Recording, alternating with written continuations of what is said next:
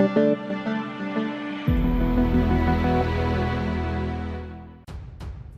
to hard reset Tecno Camon 19 Pro.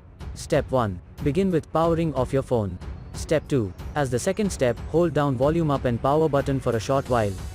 Step 3. Stop using power button when the Tecno logo appears, but continue using volume up key.